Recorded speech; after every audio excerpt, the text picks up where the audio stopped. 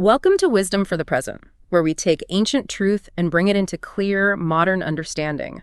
This episode uses AI-generated narration based on human-researched and written material.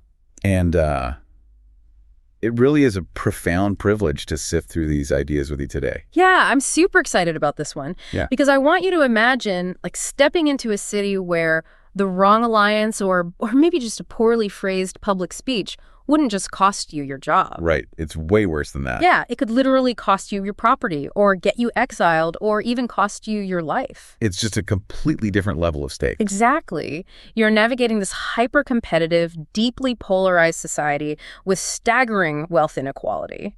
And public opinion is, well, it's the ultimate currency. Yes. So how do you actually survive that? And more importantly, how do you gain genuine esteem and do good without being crushed by the system? That is the exact scenario we are diving into. Right. We're looking at a text written by a deeply influential Roman statesman. This is during the dying days of the Roman Republic.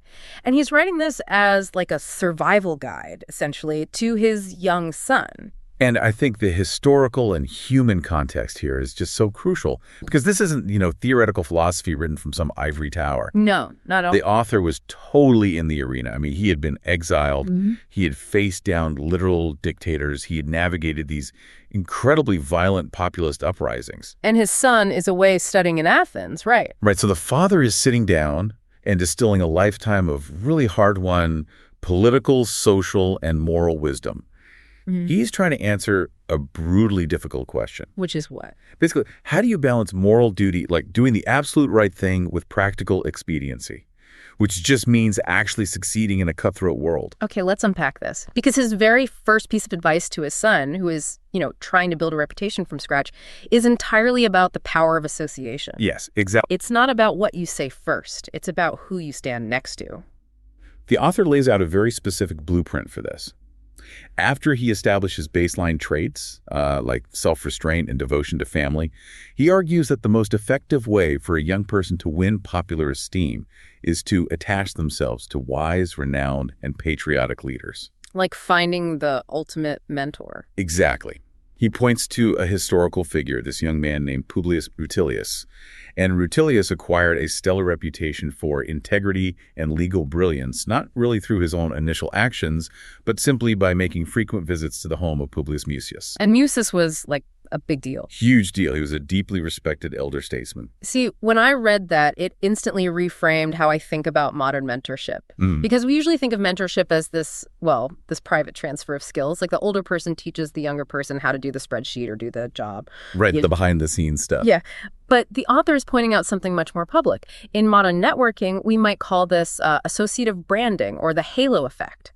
The halo effect is a great way to put it. Like, if you are a junior executive and you are constantly seen walking into meetings alongside the most ethical, rigorous, respected leader in your industry, the broader community doesn't wait to test your skills. No, they don't have time for that. Right. They subconsciously project that leader's virtues directly onto you. And what's fascinating here is the underlying psychological mechanism. Because in a low-trust environment, which Rome certainly was, and honestly, which many modern corporate or political spheres are today. Oh, absolutely. People just don't have the bandwidth to evaluate every single newcomer from scratch. They rely on institutional signaling. They need a shortcut. Exactly. So by deliberately choosing to associate with a figure of high moral standing, you are signaling your own value system to the public. And the public assumes, quite rationally, that you intend to imitate the person you have chosen as your patron. But the author is incredibly pragmatic, too, because he points out the outlier, right? He brings up this guy, Lucius Crassus, who he calls the Roman Demosthenes. Yeah, Crassus is the exception that proves the rule. Because Crassus didn't rely on the slow burn of elder mentorship. He just went right for it. He did. The text notes that as a mere boy, without any powerful statesman propping him up, he won a brilliant reputation entirely through his own unaided ability in the law courts. Wait, like how young was he? Very young. While his peers were still doing basic rhetorical exercises with their tutors, Crassus was out there destroying seasoned opponents in live trials. Wow. Which is an amazing story, but I look at that and think, that is the ancient equivalent of the 19-year-old who drops out of college, codes a revolutionary algorithm in their dorm room, and becomes a billionaire overnight. Right, the tech bro prodigy. Exactly. Like, it happens, you have to acknowledge it in the historical record, but it is a terrible strategy to give your kid. You can't just bank on being a once-in-a-generation prodigy. And the author knows this perfectly well. He mentions Crassus basically to say, look, raw genius exists. But for the rest of us, the deliberate, humble cultivation of proximity to wisdom is the safest path to public trust. That makes total sense. But then, once you have that trust, how do you actually wield it? So the author transitions to the art of discourse, and he divides it into two very distinct categories: conversation and public debate. This distinction felt surprisingly modern to me. He says that if you want to win affection and loyalty, you use conversational kindness. Yes. He even references these kings, like Philip of Macedon writing to his son Alexander and Antipater and Antigonus. They all instructed their heirs that you keep the loyalty of the masses and your soldiers through affable, one-on-one conversation. Because conversation builds interpersonal bonds, it disarms people, When a person of really high status speaks to a person of lower status with genuine affability, it creates this fierce, intimate loyalty. But there's a limit to that, right? Yeah, a big one. Sure. The author points out the limitation of conversation is that it doesn't scale. If you want to move the masses, if you want to exert massive systemic influence, you must master public eloquence. So conversation wins the heart of the individual, but eloquence stirs the hearts of thousands simultaneously. Exactly. And this is where we get to the arena of the law courts. He says that while speaking in the Senate or the public assembly is important, the highest admiration is reserved for speeches in the courts of law. Okay, I need some historical context here. Because why were the courts the ultimate stage? Was it just because everyone loved true crime back then? I mean, partly, but it was much more visceral than that. Rome didn't have a public prosecutor system like we do today. Wait, really? So who charged people with crimes? All prosecutions were private. Oh, wow. Yeah. So ambitious young politicians would make a name for themselves by prosecuting corrupt officials or their wealthy rivals. And these trials are held outdoors, right in the middle of the forum, in front of massive, massive crowds. So it was just a giant public spectacle. They were the ultimate political theater, social battleground, and entertainment all rolled into one. Your ability to defend a client in that high-stakes, highly visible environment was the ultimate test of your intellectual and political power. So the stakes are incredibly high. The audience is huge. And this is where the author lays down some really strict moral rules for participating in this system. He does. He says, as a baseline, you must never prosecute an innocent person. He calls it fundamentally unnatural to take the gift of eloquence, which he views as this divine or natural gift meant for human connection, and use it to ruin good men. Right, that's the hard line. But then he introduces a concept that genuinely made me pause. He says it is acceptable and sometimes necessary to defend the guilty. Provided they aren't, as he carefully caveats, infamously depraved and wicked. He even leans on Panaetius, who was one of the strictest Stoic philosophers, to justify this stance. See, I really struggle with this. I'm going to push back here because reading that as a modern person, it sounds like an ancient justification for being a high-priced fixer. I can totally see why you'd say that. Yeah. It sounds like, sure, this aristocrat embezzled provincial funds, but the crowd loves a good show, and getting him acquitted boosts my political brand. I mean, how is defending a guilty man not just a corruption of the very justice system he claims to revere? Well, it's a completely natural modern reaction to feel cynical about this. Yeah. But we really have to look closely at the mechanism of justice he is describing.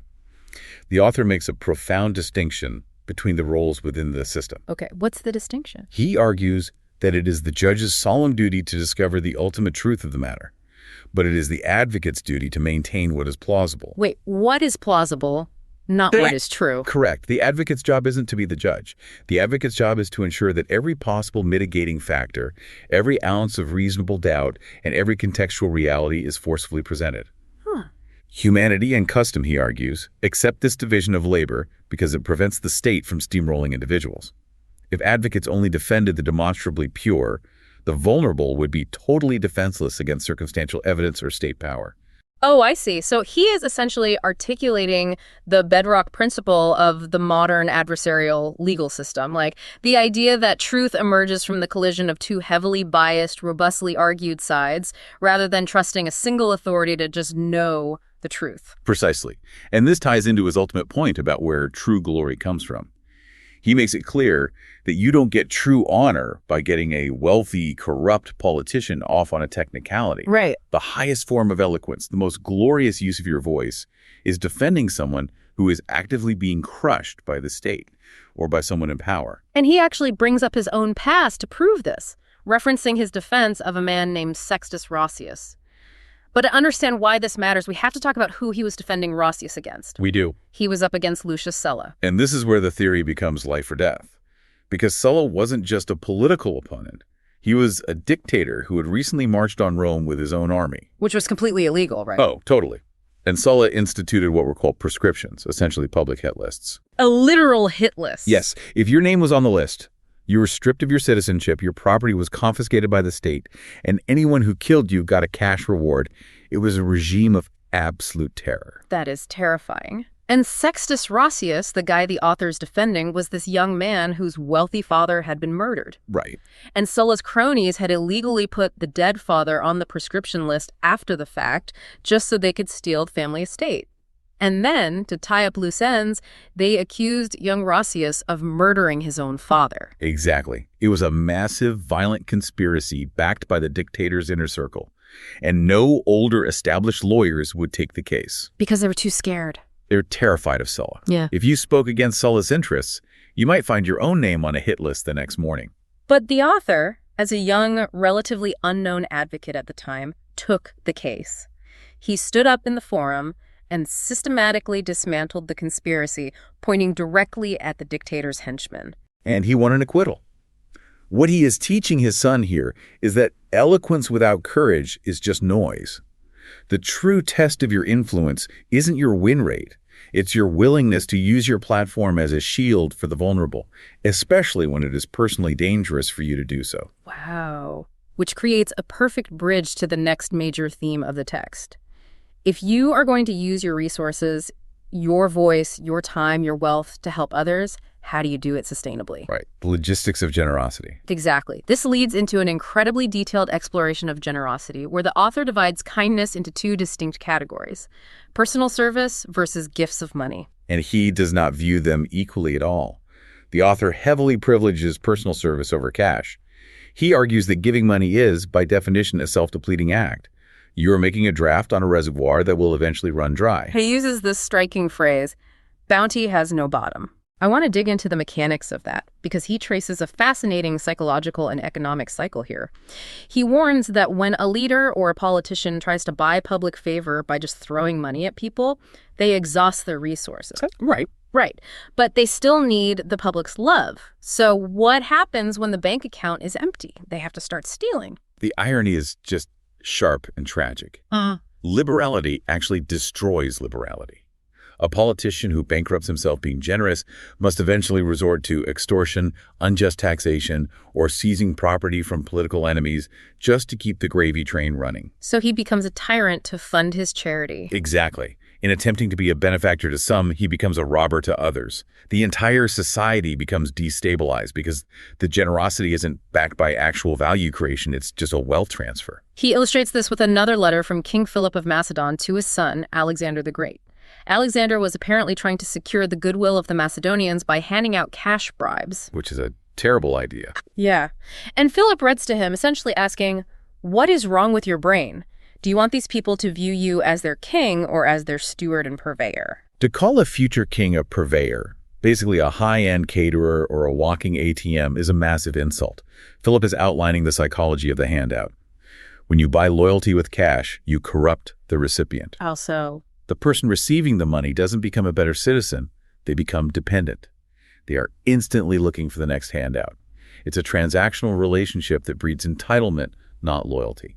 I think about this in terms of modern leadership and even philanthropy. Like, when a company is struggling with terrible morale, management's first instinct is often to just throw a one-time cash bonus at the problem. Oh, all the time. And it feels good for about a week, right? Right. And then everyone goes back to being miserable because the underlying structural issues, the bad hours, the toxic culture haven't changed. The company acted as a purveyor. That's a perfect analogy. Yeah. If we connect this to the bigger picture, the author is saying that when you invest personal service, your time, your expertise, your advocacy, you're engaging in structural change. You're actually fixing things. Right. You're helping people navigate a legal issue or giving them sound counsel or introducing them to a vital contact. This effort requires you to grow in virtue, and it builds an enduring reciprocal relationship. You acquire the habit of genuine kindness rather than just the habit of signing checks. But he acknowledges that sometimes money is going to be spent, and he breaks down large financial givers into two very distinct classes: the lavish and the generous. This offers such a vivid window into the culture of the Roman Republic. The lavish are those who squander massive fortunes on things that are inherently fleeting. We're talking about public banquets, free doles of meat for the entire city, magnificent theatrical games, Bread and circuses. wild beast hunts, gladiatorial combat. Yes, exactly. Bread and circuses. Expenses that vanish into thin air the very moment the event is over. And the generous. In contrast, he defines the generous as those who use their wealth for lasting interventions. They ransom citizens captured by pirates. They quietly assume the crushing debts of their friends. Oh, wow. Yeah. Or they provide dowries so that the daughters of impoverished families can marry respectably. They invest in the structural, generational well-being of their community. And there is a massive philosophical debate behind this. The author brings in Theophrastus, a Greek philosopher who actually wrote a book arguing that funding these magnificent, lavish games was the ultimate privilege of being wealthy. Which the author is just disgusted by. Right. He aligns himself with Aristotle, who heavily rebuked this kind of extravagant waste. Aristotle's critique is brilliant here. He points out our bizarre human hypocrisy. When a city is under siege and people are starving and dying of thirst, we are horrified if someone pays an exorbitant price for a cup of water. But during times of peace, we don't bat an eye when politicians waste millions on frivolous games that relieve absolutely no human suffering and create a pleasure that evaporates the next day. Aristotle says these amusements only please the frivolous, and any serious-minded person weighing the matter with sound judgment cannot possibly approve of it. Here's where it gets really interesting, though, because after all this high-minded Aristotelian philosophy about how terrible and wasteful gladiatorial games are, the author suddenly pivots to raw political realism. Some might even call it hypocrisy. Yeah, the idealism meets the messy reality of the Roman Republic. Yes. He essentially says, look, Aristotle is right. It's a waste of money. But if the public demands these magnificent entertainments, men of right judgment must consent to furnish them. He had to survive. He even goes so far as to praise his friend Milo. Milo literally bought a private army of gladiators, the ultimate lavish, violent expense. But the author justifies it because Milo used those gladiators to violently put down a rival gang that was terrorizing Rome, which ultimately allowed the author himself to return from political exile. This raises an important question about navigating corrupt systems. The author is trapped in the cursus honorum, the Roman political ladder. To reach the consulship, the highest office, you almost always had to pass through the office of aedile. And what did the aedile do? The aediles were in charge of public buildings and public festivals.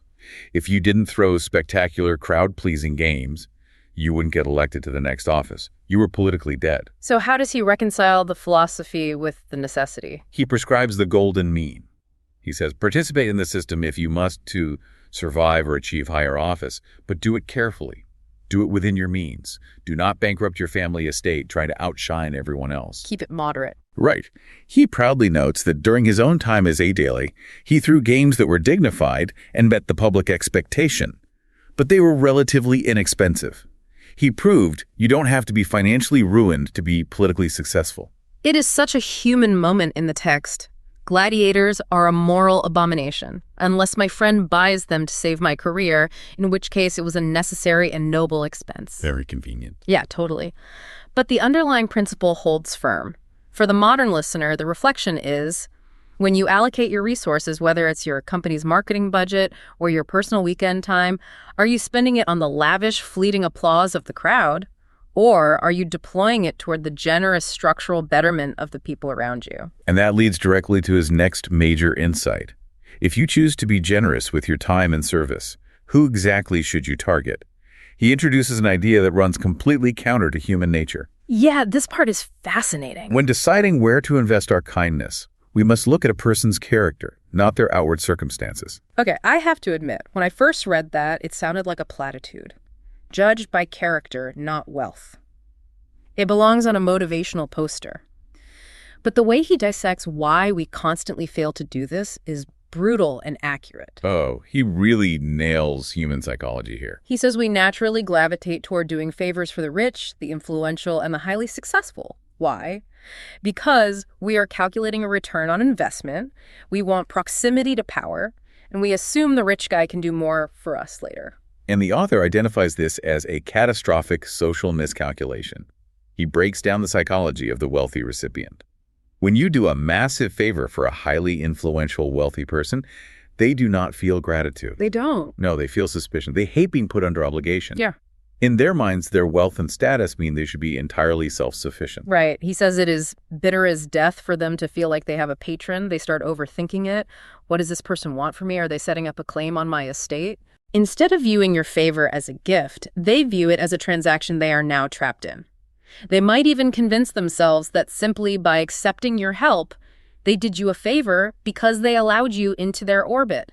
In stark contrast, he asks us to consider the reaction of a poor but honest person, a person of slender means who is striving to live well but lacks resources. When you help this person, they know perfectly well you aren't doing it for a financial kickback because they have nothing to give you. They know it's genuine. Right. They feel that the favor is done out of profound respect for their actual self, their character. And then the social mechanics of this are fascinating. If you help the billionaire keeps it a secret because they're embarrassed. But if you help the struggling, honest citizen, they tell everyone. And I want everyone to know how great you are. Exactly. They feel true, unburdened gratitude. And the author points out that the vast majority of everyday people observe this. The broader community looks at you and sees a tower of defense raised up for them. Yeah. Your reputation for genuine, disinterested goodness skyrockets. You build an army of loyal advocates. To crystallize this, the author shares a famous quote from the Athenian statesman Themistocles. Someone asked Themistocles for advice on marrying off his daughter. Should he give her to a man who was poor but highly esteemed for his character, or to a man who was rich but possessed less moral standing? And what did he say? Themistocles replied, I prefer a man without money to money without a man. Money without a man, that phrasing is devastating. And we see the exact opposite of this wisdom every day in modern networking. We really do. Think about an industry conference. You watch people literally trip over their peers to try and hand a business card to the keynote speaker or a billionaire CEO in the hallway. A person who is exhausted resents the intrusion and will forget them in 5 seconds. It is the worship of wealth, which the author explicitly identifies as the great demoralizer of society. Exactly. Meanwhile, that same person completely ignores the junior employees sitting next to them at the breakout session. If they took that junior employee out for coffee, offered genuine mentorship, or helped them solve a problem, they would forge a fiercely loyal ally for life. It's just a better investment. We get blinded by the glare of the VIP and miss the actual human capital all around us. The author is challenging the listener to stop letting someone's net worth or social media follower count dictate their value as a connection. A massive bank account might be a great advantage for them, but how does it make them a better person for you to know? It doesn't. And breaking free from that wealth worship allows you to build a network rooted in mutual respect and shared virtue rather than fragile transactional ladders. Now, this focus on wealth and society brings us to a critical transition in the text, moving from private generosity to the massive scale of the state, property, and social harmony. Now, I need to offer a very firm, explicit disclaimer here. We are about to dive into Section 4, which deals with themes that are intensely debated in modern politics. Wealth redistribution, debt cancellation, property rights, and agrarian land reform. Very heavy topic. Very heavy. I want to remind you, the listener, that in this deep dive, we are taking absolutely no political sides. Our goal is strictly to impartially report the ancient author's economic philosophy so we can understand his mindset and his historical moment. We are exploring the mechanisms of his world, not endorsing a modern political platform. The vital context. To understand this statesman, we have to grasp his foundational premise regarding the government.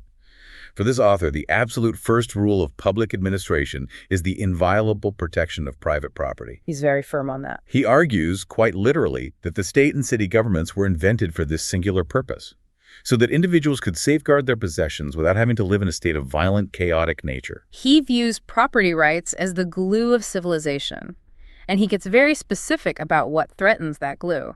He heavily condemns a tribune named Philippus who introduced an agrarian bill. Now, an agrarian bill in Rome usually meant the state taking over large tracts of public land or breaking up massive wealthy estates and redistributing that land to the poor, landless citizens. Right, the role of the tribune of the plebs was to protect the common people, often by pushing these exact types of populist reforms.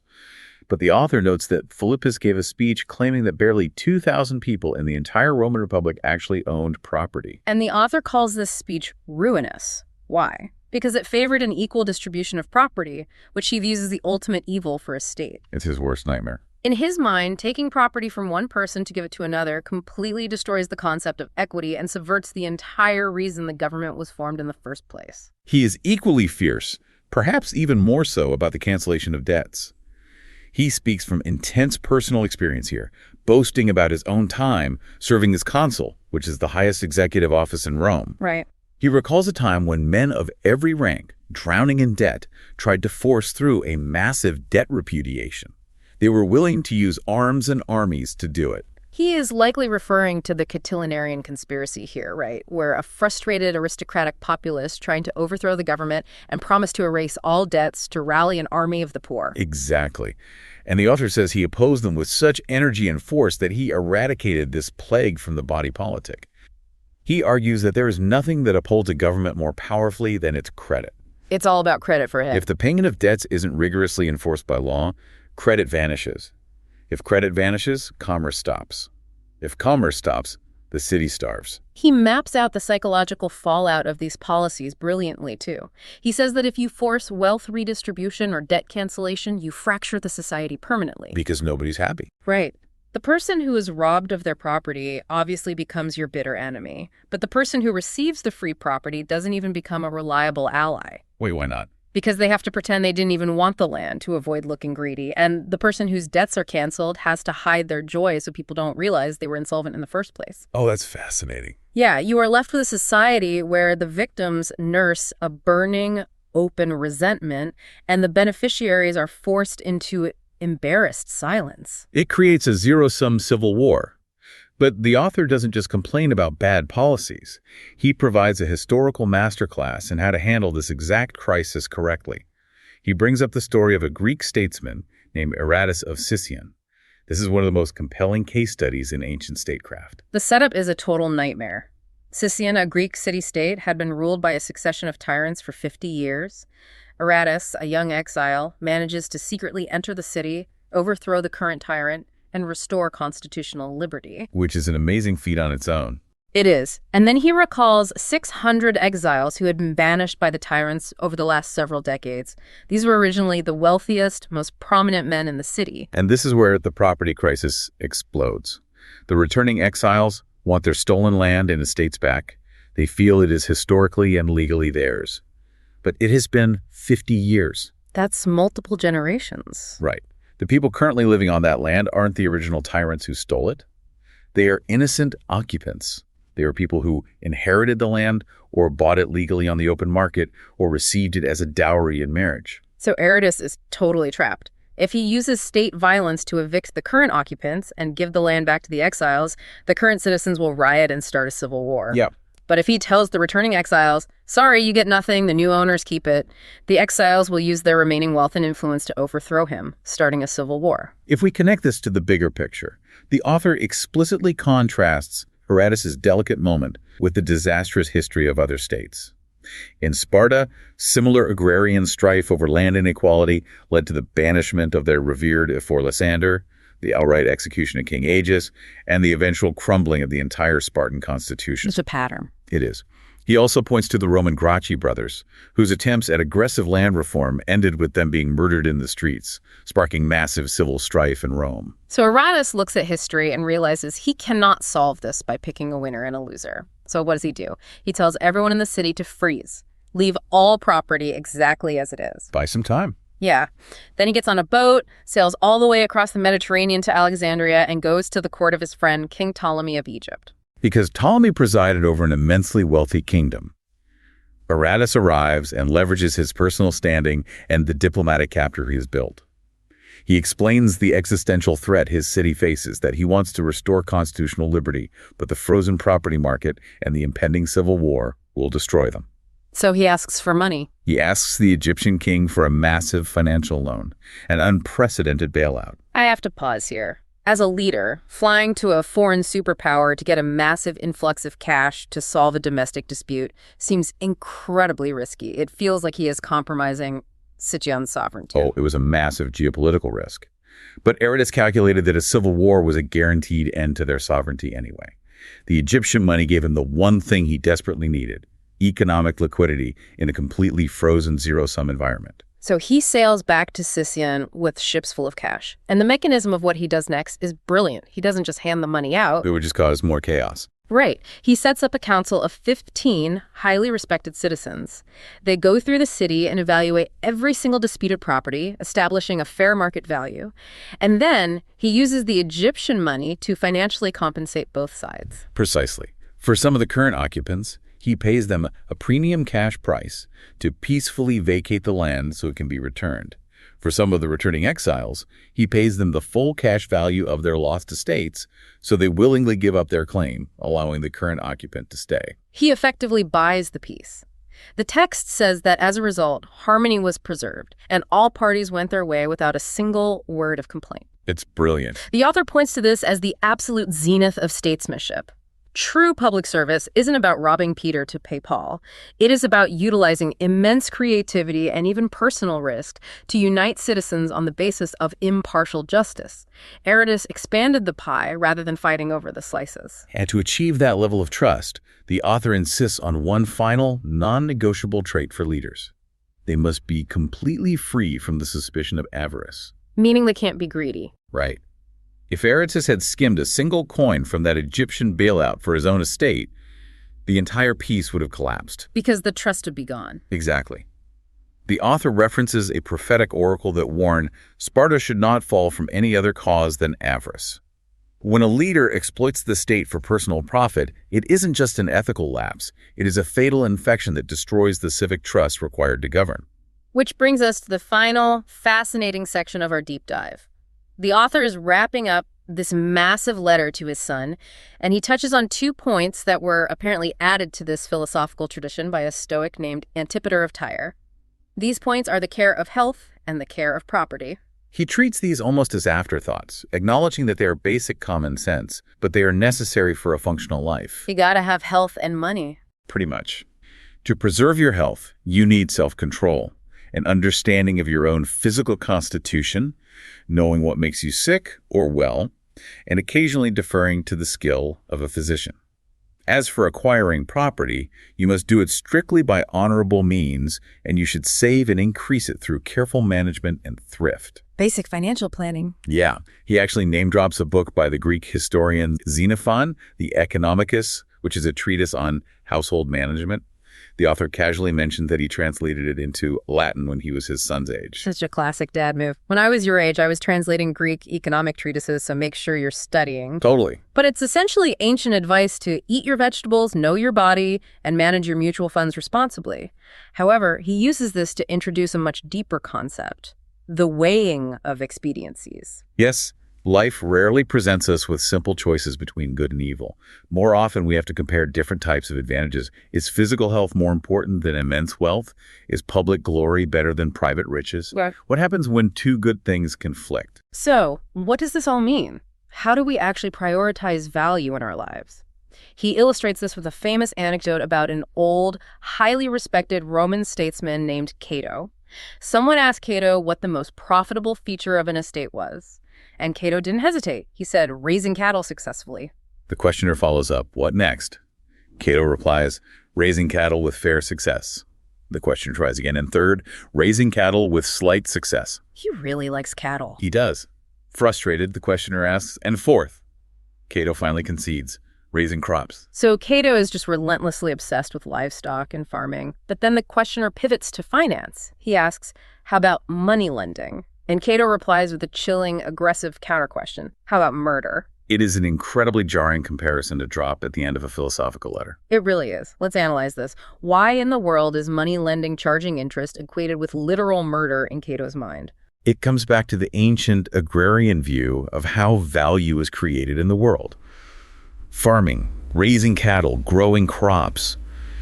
These are processes that work in harmony with nature. You put a seed in the ground, nature does its work, and you produce tangible goods that feed people. You are creating new, life-sustaining value that literally did not exist before. But money lending, especially in the ancient world, was viewed as fundamentally sterile. A gold coin cannot organically grow another gold coin. When you charge high interest, particularly to a fellow citizen who is desperate or struggling, you aren't creating any new value in the world. You're just taking. You are simply extracting it from someone else. You are draining their lifeblood, their labor, and their resources into your own pocket. It was viewed as a predatory zero-sum game. If a moneylender gets rich purely off interest, it means someone else in the community is being systematically impoverished. In a society like Rome, which ideally, if not always in practice, valued community harmony, mutual obligation, and the strength of the citizen body above all else, extracting wealth without creating tangible value was a moral crime. It's destructive. It was seen as slowly killing your fellow citizen financially. Hence, Cato's brutal response. How about murder? It perfectly ties together the entire theme of the text we've explored today. Think about it. Whether it's using your eloquence in the law courts to protect the vulnerable rather than just boost your brand, or being generous with your time and personal service rather than throwing cash at a problem. Exactly. Or choosing to help a person of character rather than a wealthy VIP. Or Aratus, using his influence to solve a property crisis without robbing anyone. The underlying unified principle is exactly the same. Value, whether it is social, political, or financial, must be created honorably, and it must be shared generously. It should never be hoarded, and it must never, ever be extracted ruthlessly from those who are vulnerable. It is an incredibly rigorous, profound standard for both public leadership and private life. It challenges the instinct to view other people merely as stepping stones or resources. It absolutely does, and it brings us to a final provocative thought for you, the listener, to mull over as you go about your week. I want you to think about your own wealth. And I don't just mean your bank account or your stock portfolio. I mean your time, your unique skills, your network, and your influence. How are you deploying it? Right. Are you spending that wealth like the lavish politicians of the late Roman Republic, chasing fleeting applause, quick transactional wins, and the superficial approval of the VIPs who will never truly care about you? Or are you investing it like Aratus of Sicyon? Are you actively looking for ways to use your resources to solve deep problems, bridge divides, and build lasting structural harmony in your community? It is the ultimate choice between being a purveyor of temporary bribes or becoming a true tower of defense for the people around you. Exactly. That's the heart of this section. This is Wisdom for the Present, where understanding leads to clarity, and clarity shapes how we see and live. We'll see you in the next episode.